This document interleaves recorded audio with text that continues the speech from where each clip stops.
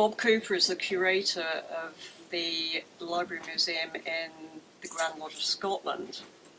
Bizarrely, it turned out that there was a very unobtrusive looking little book around about that big in the library, which in fact turned out to be the ritual that Cagliostro wrote in his attempt to rejuvenate English Freemasonry, as he put it. So we had a look at this manuscript. It was all in 18th century French, which was beyond our, well, my schoolgirl French did not cut it. So we actually asked Middlesex University, their translation services, if they could translate it for us. We had really no idea what was in it. We assumed it would just be another rehashed Masonic ritual. And when the translations came back, we realised it was something actually quite special, and it was, although it's called the Egyptian Rite, sadly there is nothing in there that is Egyptian, but a lot of the teachings within it have been derived from esoteric subjects that have come possibly from Egypt through the teachings at Alexandria, because obviously at the beginning of the 1st century, Egypt, the ancient civilization, had pretty much fallen. What was left was a big melting pot of scholars and people from all over the world that flocked to Egypt to learn about these amazing things that they'd been told occurred there. And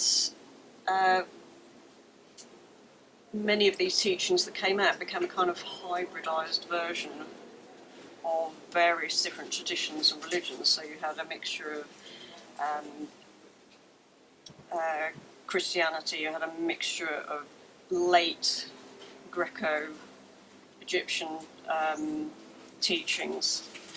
So effectively what we were looking at was a ritual of almost like Christian alchemy. So we decided that this was a goer, and the process of weaving something around the actual ritual progressed from then. And as I started to research Cagliostro, I realised that he was a very complex figure, and one that seemed to create a real paradox around him. What I'll do is I'll read a bit from the introduction, which will give you an overview of who he was and what he was trying to do, because there's so much to it. He's very convoluted, and there's two sides to every story. And I think if it hadn't have been for the people that actually disliked him so much, we wouldn't know as much as we do about him, because they were incredibly prolific in their hatred for him. And I'll explain a little bit more about that. But so it starts, we say, the life and death of Count Alessandro Cagliostro is still somewhat of a mystery. He appears as an enigma, a challenge, an unfathomable puzzle. Now, Freemasons love mysteries. They were always debating where, when and who they originated from. And historians love a mystery, always hoping there'll be untold hidden depths to their research. And that's why the legend of Cagliostro still tantalises us and continues to evoke such strong opinions.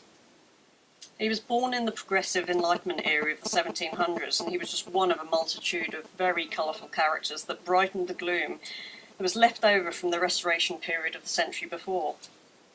He was an unquenchable flame of a man, existing ahead of his time, worshipped and condemned in equal measure. However, Cagliostro's light continued to flicker where others faded away. His role as world traveller and philosopher gave way to the more important work as gifted healer and rejuvenator of mankind. His involvement in the moral work of Freemasonry triggered a vision of a kind of utopia, whereby every man and every woman could become divinely perfect. And after much study of Hermetic philosophy, Kabbalah and alchemy, Count Cagliostro produced a Masonic ritual like no other. A ritual that would ultimately lead to his downfall and condemnation, at the hands of the Inquisition. In 1789, he was arrested, tortured, and condemned to death by the hand of the Roman Catholic Church, and the crime was that of heresy and of being a Freemason. His death sentence was mysteriously commuted to life imprisonment by Pope Pius, and he was incarcerated in the Inquisition fortress of San Leo in a rural area of Urbino in Tuscany, which is where he died in 1795. If you go to San Leo now, actually, there's his cell is still open to the public, and often there's just like a single red rose laid there. For his many detractors, he had many, many admirers. His immense knowledge of ancient teachings led him to found his Rite of Egyptian Masonry, whereby he claimed that his followers could reach a state of spiritual perfection. Now, of course, not only did this upset most of the regular Freemasons at the time, it also really upset the Catholic Church, because, of course, you weren't meant to be able to reach a state of enlightenment or perfection without a priest. He was also a healer and a spiritual master and a mystic, and he travelled throughout Europe, fleeting between all the different countries and mingling with wealthy patrons, kings, emissaries, and he had letters of official commendation which followed him on his travels, and several very well-heeled dignities were indebted to him and became his sponsors. His mystical seances were popular amongst genteel society, and his clairvoyant prophecies were uncannily accurate, often to the dismay of the recipient. Deified by some and condemned by others, it didn't take long for the tide to turn against him. And this is where there is two sides to the story. On one side, he was born in 1743 in Palermo, in Sicily, to not a poor family, but a comfortably off family. He was sent to a seminary where he was taught by the local priest. He got into trouble. He decided that he was going to attempt to swindle a local man, and everything went wrong, and he was sent away. The other story is that he, in fact, was an orphan and a prince of Trebizond, and had been taken in by a benefactor who was a prince himself. Now, these stories were equally bandied about at the time. Nobody actually really knew who he was, and that's part of the intrigue, is that was he Joseph Balsamo, the forger and conman from Sicily, or was he Count Alessandro Cagliostro, Prince of Trebizond and student of Grandmaster Pinto in Malta? So he got around, he literally went everywhere. And according to his stories, he'd been to Egypt, been into the Great Pyramid. On greater reflection, we don't actually think that was probably true, because one of the earliest documented travellers to Egypt was in 1789. So we think that if he had been there, he would also have been the kind of guy that would have carved his name into the walls. If you go to Egypt now, in many of the temples, you have many of the travellers' signatures. I know it's classed as vandalism now, but we have Belzoni, the great showman, and also a Freemason. But I truly believe that if Cagliostro had been there, he'd have put his name everywhere. He was the kind of guy that would be quite happy to leave his mark wherever he went. But that does not detract from the fact that he knew his stuff. The legend of where he got the material from to create his Egyptian rite, we don't know. Again, there's stories about it. He said himself that he found a manuscript in a bookshop, which I'm sure we'd all like to have, sort of stumbled across something like that. I think it was probably more likely that he was under the tutorship of a man called Rabbi Samuel Haim, and he was the Bel Sham of the Baal Shem of London, and he was basically a rabbi who was a Kabbalist and very involved in many magical practices. Cagliostro was a student of his. He was also a follower of Swedenborg, who was also another Freemason who was involved in Christian magical practices. Around that time, there was so much blending of traditions that is very difficult to actually work out, where a lot of these teachings actually came from. So, in some respects, his Egyptian ritual was something that we'd never seen before within Freemasonry. I don't know if many of you know too much about Freemasonry in general. There's two sides to it. There was what they call the ancients and the moderns. Now, Cagliostro was mixed up with the ancients, and we kind of feel that he was, although he was a very benevolent man, he was also involved in an awful lot of political things as well at the time. We had his friendships revolved around George III's sons, his brothers, and they were all involved in Freemasonry. And it was a very difficult time politically as well. So, although he was seen to be a very benevolent man, we think that there was possibly an agenda in what he was doing, and that was possibly the overthrow of the French monarchy. He was involved in many things in France. He got involved in something called the Diamond Necklace Affair, which I don't know if you know much about, but it was a plot to overthrow Marie Antoinette. And so after that happened, he was thrown in the Bastille. He then was exiled from France and came over to England, whereby he tried to set up his Egyptian ritual in place of English Freemasonry. And unfortunately, that failed miserably. And he was ridiculed by the English press. They did everything they could to try and ruin his reputation, and unfortunately all the good work that he had done as a healer and prophet and alchemist was unravelled.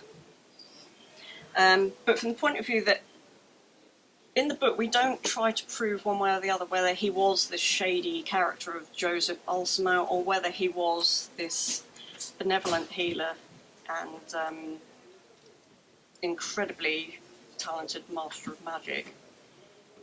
I think we kind of leave that up to the reader to work out for themselves. He is very much a kind of, I suppose you'd call him a Marmite character. You either love him or you hate him.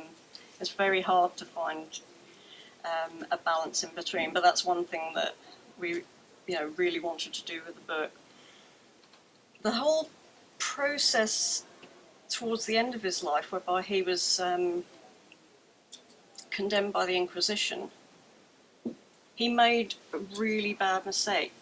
While he was in England, like I said, he was equally revered and equally condemned. But it got to the point where he was being spied upon by the French government, he was being spied upon by the English government. He was in a position whereby he was in a very, sort of precarious position. And he fled to Switzerland. And then he made probably the biggest mistake of his life. The Roman Church wanted him. Practically everybody wanted him at that precise moment. He was persona non grata. But he, in his own head, decided that the Catholic Church might want to take on his ritual. that they may wish to be enlightened enough to think that they too could be rejuvenated, that he could rejuvenate the Catholic Church. And people egged him on. They basically said, you know, yes, come to Rome. And the Catholic Church were, maybe we will take you on. So he went to Rome, and after attempting to set up his Egyptian ritual in Rome, they arrested him and his wife. He was tortured, and she was also severely beaten and tortured. And it was at that point that he lost pretty much lost the will to live. He was to be condemned to death, but they decided not to. Apparently there was a mysterious figure that turned up and had his death sentence commuted to life imprisonment. He was then transferred to San Leo in Tuscany, whereby he continued to attempt to send out his message of rejuvenation through his visitors. Gradually, he went slightly mad and died a very horrible death in 1795. There are rumours that he escaped and disappeared to India, and that became, you know, a shadowy spiritual figure. But I think it's highly unlikely. I think the poor chap probably just died a very broken man. We've never found his body. He was buried, according to the Inquisition, at the foot of the hill, at the bottom of the castle. One thing that I always wished that I could do was try and convince them to go and, you know, looking for the coordinates that they'd actually given to actually find out where his grave is, but they weren't very receptive to my request to look for his body, or even to issue an apology for the treatment that they gave him. So his life was one of misery and one of enlightenment as well. And hopefully he found enlightenment at the end of that misery. But we'll never quite know who he was, what he was, but we are left with the legacy, which is this incredible ritual. And like I said, if it hadn't have been for the people that disliked him so much, we would never have known so much about him. And there is a huge amount of interest in him still, mainly because he is such an enigma. Okay. Anyone like to ask any questions? I'd be more than happy to elaborate on things. Do we know how he felt about the French Revolution or the American Revolution? The turmoil of his age, basically, how he kind of reacts to the kind of end of the monarchies and... Well, bizarrely enough, in one of his kind of rants to attempt to make himself be seen in a better light, he wrote a letter to the French people. This was shortly after the diamond necklace affair, and he'd been exiled to England. And he said in the letter, again, we don't know if this was naivety or whether he truly was a revolutionary, but he said that he would only come back to France when the Bastille had been turned into a promenade, and when a noble prince had taken over the seat of the monarchy and completely changed all the laws. He also used the word revolution in his prophecies, you know, and to this day, again, because so many people say different things about him, obviously those that loved him say that he was a very peaceful revolutionist and that he actually meant that he wanted progressive change. Of course, his detractors said no, he was an Illuminati agent, and that was his main mission was the downfall of the French monarchy. He was certainly involved with enough people to prove that. I mean, being involved with people like Lord Gordon in England, who was the instigator of anti-Catholic riots. And he, like I say, he was also involved with the Jacobite side of Freemasonry. Was he an agent? We don't know. Was he just silly? Possibly. Naive? Probably. But more and more research is showing that it was mixing with the kind of people that you really shouldn't have been mixing with at that time. He championed the Duke of Orleans as well. And he was known to have visited several lodges in France that I believe Ben Franklin and other American revolutionaries frequented as well.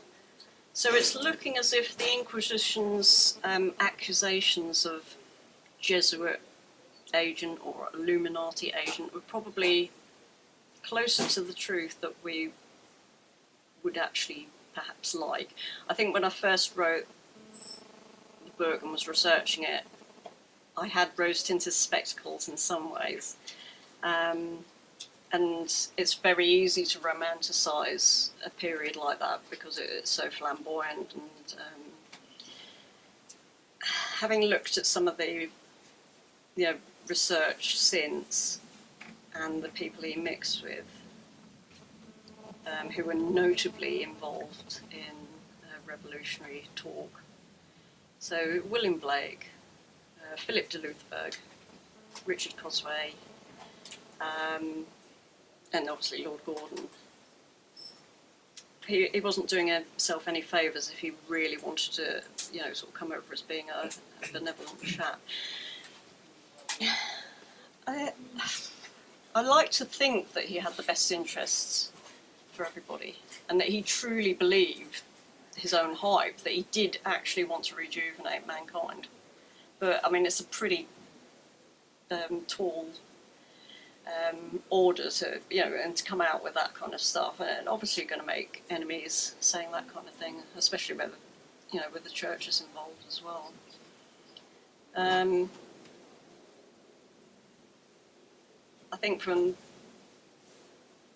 the point of view that I like the idea that he was this remarkable man of magic, I think he was also a man of straw as well. So I kind of leave the reader to make their mind up about that.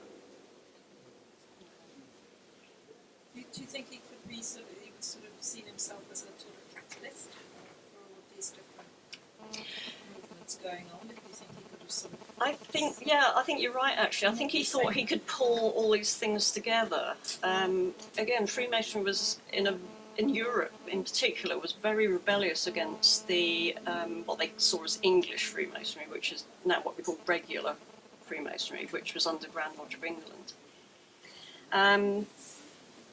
And of course the whole sort of esoteric movement was very big at the time as well, and there was lots of different rituals left, right and centre, and lots of different theories and different traditions. As I said before, there's this hybrid kind of gathering of many different religions, traditions and practices, that he did want to bring it all into one, under one umbrella. But that was naive, very idealistic, and a real threat politically and religious-wise as well. I mean, if we'd have done it, obviously things would have been very different. But obviously, the powers that be. It seems like what you said about all the different factions and groups that he was sort of moving towards or wanting to be with. So it's as if he wanted to catalyse and regroup the energies. Would it have been for benevolent reasons, or would it have been for sort of more egotistical reasons? Yeah, we were talking about this earlier actually, and saying that quite a lot of people who set themselves up as spiritual masters and pertain to, have got beyond their ego, in fact are so amazingly ego-driven that they cannot actually see that they're ego-driven. Yes. And this whole thing of, good intentions and benevolent systems of belief, I think he was probably very self-obsessed, and that he wanted the attention, he needed the attention. I mean, why would he have been so crazy as to even contemplated going to Rome when he knew these people wanted to, at the very least lock him up, but, at the worst, kill him. Because he seems like sort of what we would call a multi-potential or high potential, or an Asperger's, the way that he's, looking at things and putting himself forward in that way. It's similar. He's an interesting character to actually peel apart and profile. Yeah, you're right. I think there was probably a whole mixture of what we would now call personality disorders in there. Sounds like it. Narcissistic. Just a little. Yeah. It's a bit of a speciality in my field, that's what I said. And yes, from the sort of kind of Aspergic point of view, that he could not work out social cues. From the point of view, it's like, Yeah, spot on. That's it. Yeah. He was definitely what we would label as Yeah. Asperger's now. yeah. But this encompassing wholehearted belief that he could change everything, that he could achieve divinity. I mean, that's arrogant in its beauty. Something to aspire to in some respects, and of course alchemy from the point of view that, I mean, he said that he could do physical alchemy, change base metals to gold, and that's how he managed to make a lot of money from his patrons. And of course I think there's probably a lot of sleight of hand going on, and Somebody was talking about the eating Faulks at dinner parties earlier, which sounds a little bit Uri Geller. when you think about it. I think they were all at it. It was a time when people Power took trips. on titles, new names. They could reinvent themselves at the drop of a hat, to be honest. But unfortunately, people kept tabs on them. And but again, he was arrogant enough to think that nobody would put two and two together with his previous escapades in various different countries. Unfortunately, people were watching him. Yes, so even being above the law. Yes. And Again, that's narcissistic personality or sociopath behaviour of thinking that you are above everything and nothing applies to you because you are special. And if you're in that kind of mind state, everything's possible, and you will stop at nothing. You will walk over people. So therefore, again, we've got this paradox of benevolence, but also this staggering condescension and arrogance, which really doesn't sit well with spirituality. But of course, humility there. yeah. I mean, there are some terrible tales of, on one side, healer, alchemist, benevolent, friend of humanity. On the other side, con man, charlatan, pimp. It was documented, albeit by his enemies, that he was quite happy to pimp his wife out, and often used it as a blackmail method to extort money from people. I don't know where the truth lies. I don't think we ever will, and obviously some people think, he's the best thing since sliced bread, and other people think he's an absolute con man. History tends to be on the side of that he was a con man and a quack. I think people... Do you have to pick a side, though? No, you don't, no. Is there an element where you can say, No. well, why not both? Yeah. It It's could be like all both of us, things. as humans, there's, Exactly. you said there's two sides to every story. I beg to differ. There's as many perspectives of you as there are people that know you. That's true, So yeah. there could be other stories out there that you might come across later on Yeah. to add in. Yeah. Just complicate things even further. No, I think he was probably quite an insecure, sad man in some ways, but he wanted the best. for people. It was a pretty nasty end game,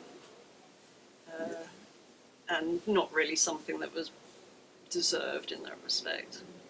The Catholic Church have since, I believe, given some sympathy towards Giordano Bruno, who of course they burnt for being a heretic.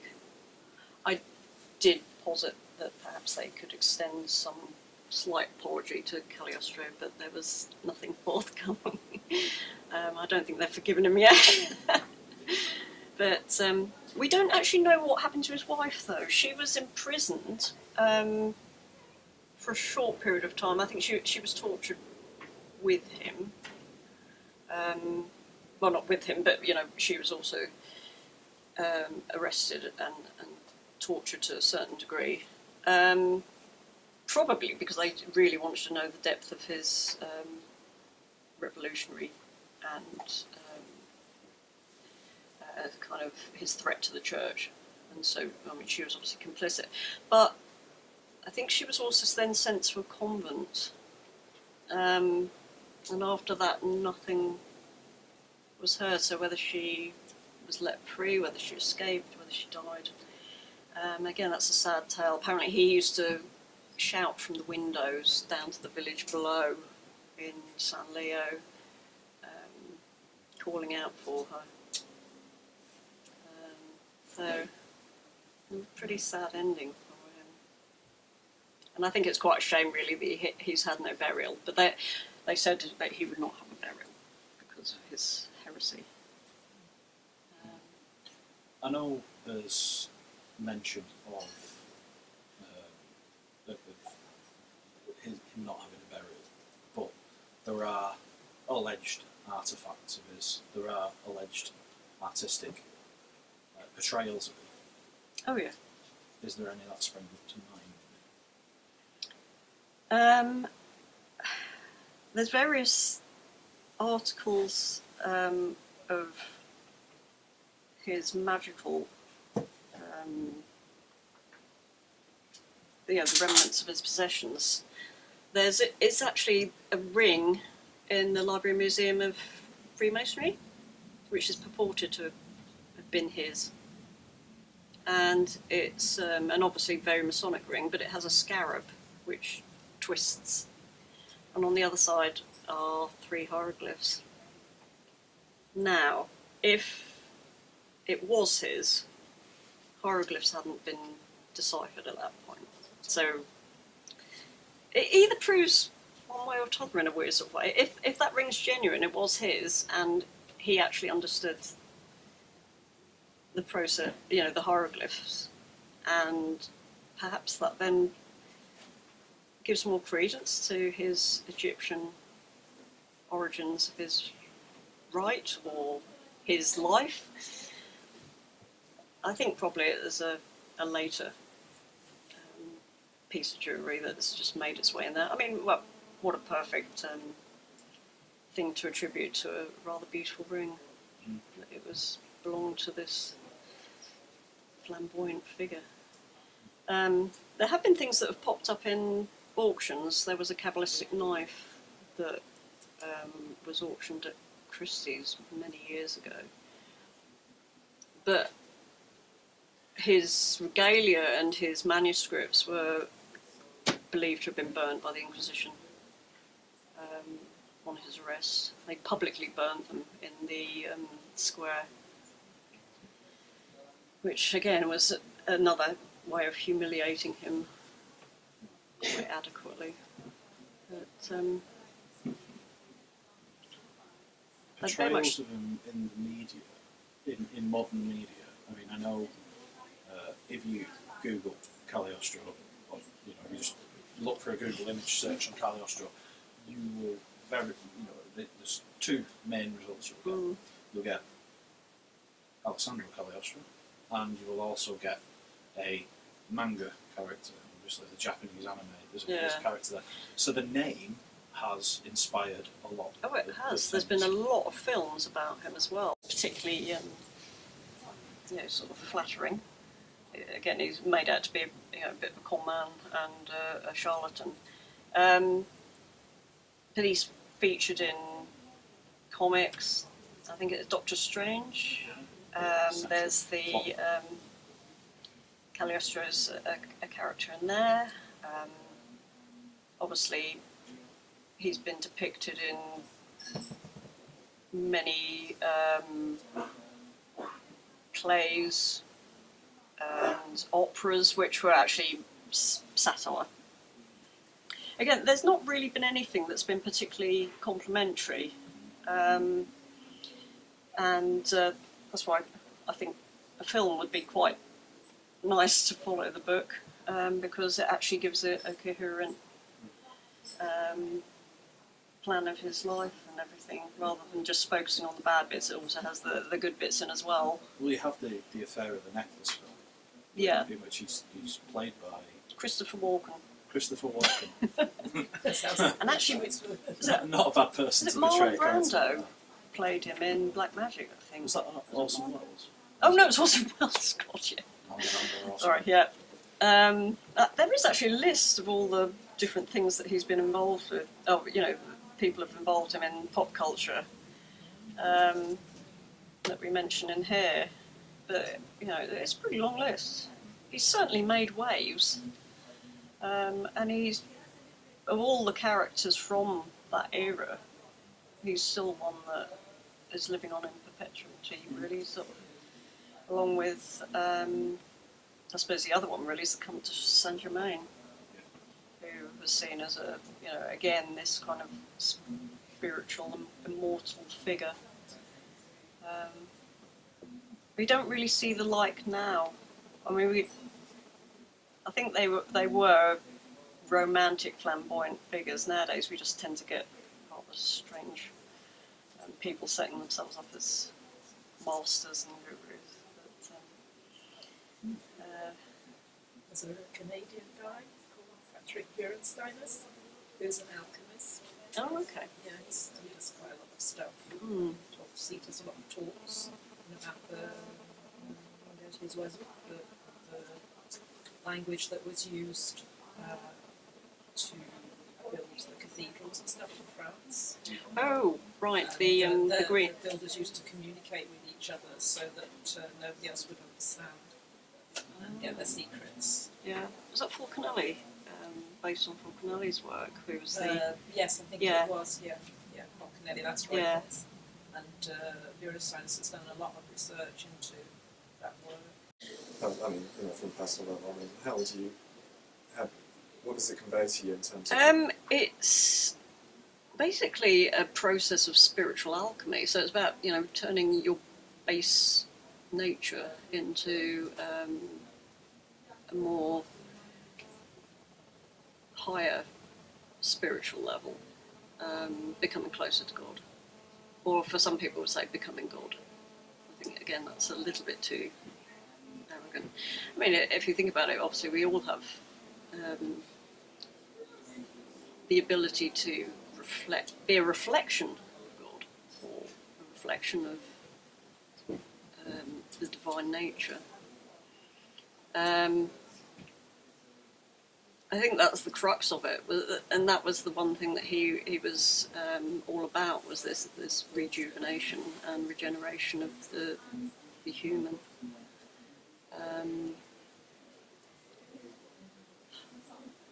He also came up with some very interesting ways of achieving perfection as well. He had what he called his quarantine, which was 40 days, which, you know, was the obvious thing of almost 40 days in the desert. And it required to take the primal matter, which, again, obviously from the point of view is the alchemical ingredient to help you transform into a spiritual, enlightened being. He, I don't know if the house is still there. He actually had a house built in Switzerland specifically for this quarantine. And bizarrely enough, in the floor plans, there's a billiard room. I still haven't quite worked that one out. You know, in the middle of all this very deep spiritual transformative work that you were meant to be doing, where did you fit in having a quick game of billiards? But I suppose, you know, maybe it was a tedious process. So, yeah, there's a sort of light-hearted view of it. But, yeah, I mean, on one side, he does seem quite flippant, but on the other, he certainly knew his stuff. And he'd learnt it from, I think, a lot of, you know, very learned people. So the Baal Shem, the Rabbi Faulk, he was a very proficient Kabbalist. And there is a lot of that in the Egyptian rite as well. It's kind of a strange mixture of things. You know, it's got angels in there, it's got Christian figures, Enoch, Elijah. So he's kind of drawn in all these different things. And again, I think it was that thing of wanting to encompass and make a perennial tradition, I suppose, something that was a new form of spirituality. I think he got himself embroiled in so many different things, he actually didn't really know what he wanted or how he was going to do it. So, a bit more than he could chew. So. He'd had Asperger's. Philippa, just we're at time, so maybe you can have one more question? Yeah, sure. Sure. He had Asperger's. There's a strong risk that there was also a bipolar factor to that. I think. So it could be again having the two faces. Yes. Yeah, I think that showed quite a lot in some of the records and letters and things like that. That sometimes he was this absolutely, you know, flamboyant, incredibly verbose and passionate person, and other times he would withdraw and just literally, you know, fester in his apartment. And he also had a appalling temper, I think, as well. From yeah. So, interesting character. You know, you've got to read it to understand it, or not understand it to appreciate just how interesting he actually was. So, if you get the chance, I hope you enjoy it. Thank you very much.